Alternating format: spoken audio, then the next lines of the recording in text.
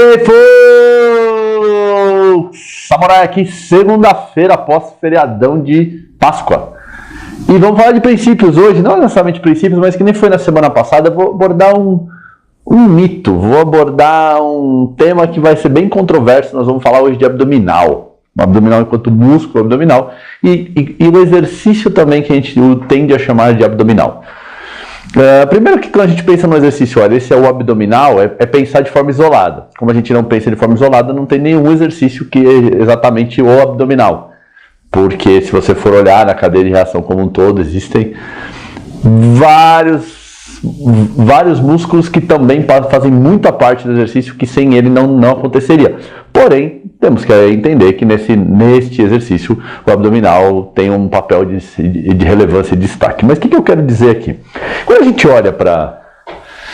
Eu ia falar nos livros, né? Mas hoje a gente nem olha tanto no livro, mas a gente vai olhar nos aplicativos ou nos sites de anatomia, provas e funções, a gente vai ver que a função do abdominal é flexionar o tronco e estabilizar o tronco, estabilizar o corpo, estabilizar o core, alguma coisa nesse sentido. De maneira geral é mais ou menos isso que fala. Mas o que mais me chama a atenção é que ele coloca como a função primordial do abdômen é flexionar o tronco.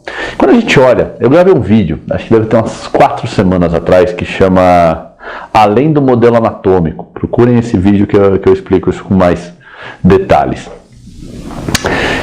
Quando a gente vai falar qual é a função de uma musculatura, a gente tem que entender qual é o contexto que essa musculatura está sendo avaliado. Ou seja, a musculatura não tem uma função, ela tem uma função dentro de uma tarefa, por si só ela não tem função. Tá? Por que eu quero dizer isso?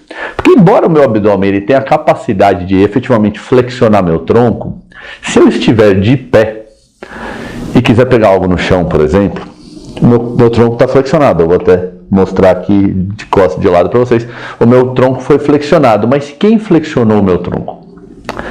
Quem flexionou o meu tronco foi a gravidade não abdominal. Se eu tivesse uma marionete aqui, ó, e quisesse que ela flexionava o tronco, eu não precisava de nada embaixo dela puxando ela para baixo, certo? É só ceder a cabecinha lá e o próprio tronco flexiona. Um próprio cadeirante, se você solta o cadeirante, ele flexiona o tronco para frente, porque na verdade a gente não precisa do abdominal para flexionar o tronco. E quando a gente olha lá no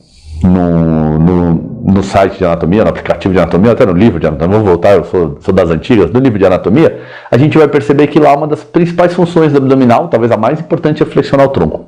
Porém, na maioria esmagadora e infinita das vezes que a gente flexiona o nosso tronco, o meu abdominal não participa do movimento. Ele não realiza a flexão do tronco é dada pela gravidade e toda a minha cadeia posterior aqui, ó, ela controla para eu não cair de nariz no chão. Então ela dá o limite de até quanto eu vou flexionar meu tronco e depois ela me estende de volta.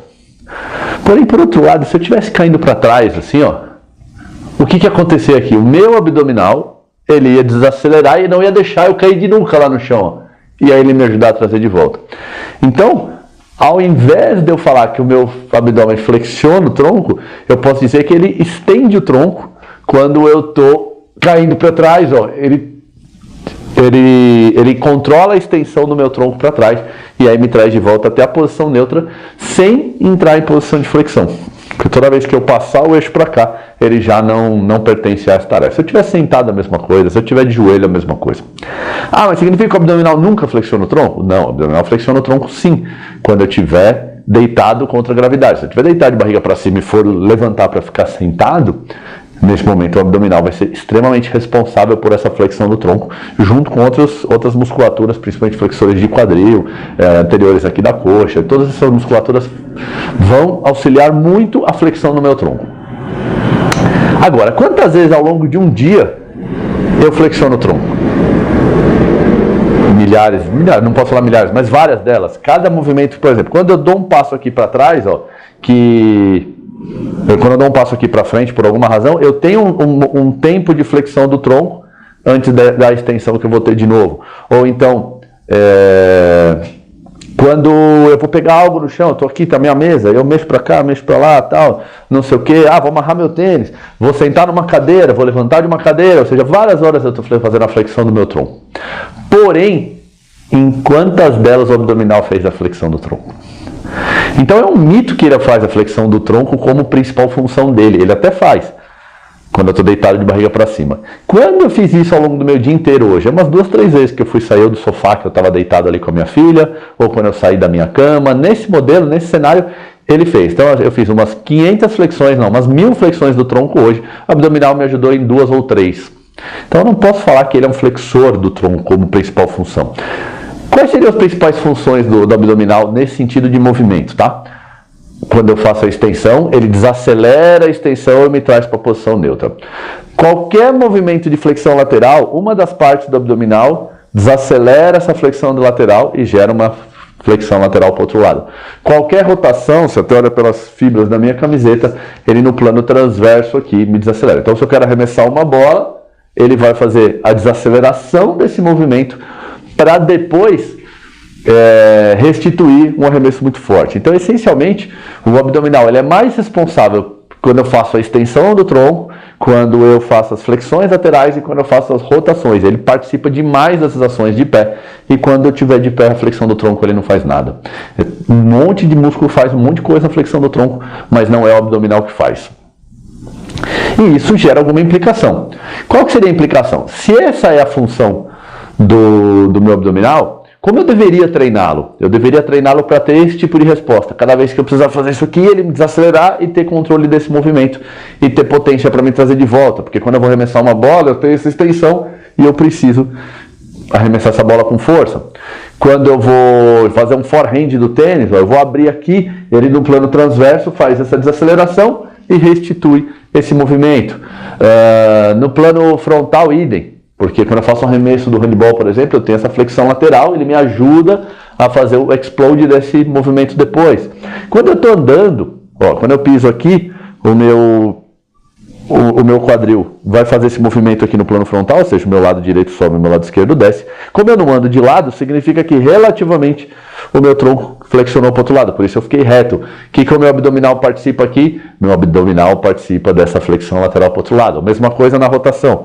Se eu ando, meu quadril roda para a esquerda, relativamente meu tronco roda para a direita, porque eu fico sempre com ele reto.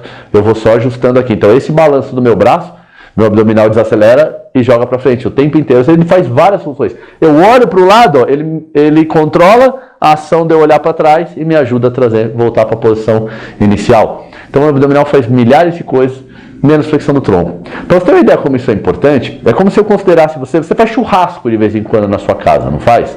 É como se eu fosse olhar seu perfil do LinkedIn e tivesse escrito lá que você é churrasqueiro. Aí você fala, pô, eu não sou churrasqueiro, velho, eu faço churrasco de vez em quando. E olhe lá, quando nem sou eu que faço, é meu pai que faz, não sei o quê. Mas, por alguma razão, resolvemos que nós vamos classificar você de churrasqueiro. É que a gente faz com o abdômen. Ele faz de vez em quando a flexão do tronco, mas por alguma razão a gente classifica ele como o principal flexor do tronco. Então, por que isso? Porque essa lógica de classificação foi sempre dada na posição anatômica, pensando no encurtamento dos dois polos, ou seja, não pensando em load explode, não pensando na cadeia de reação, não pensando naqueles principais princípios do movimento que a gente vem falando desde o começo do ano. E quando eu entendo que você é um churrasqueiro e não um personal trainer, por exemplo, se eu for no teu aniversário te dar um presente relacionado à tua profissão, eu vou te dar um espeto de churrasco e não um kettlebell, por exemplo.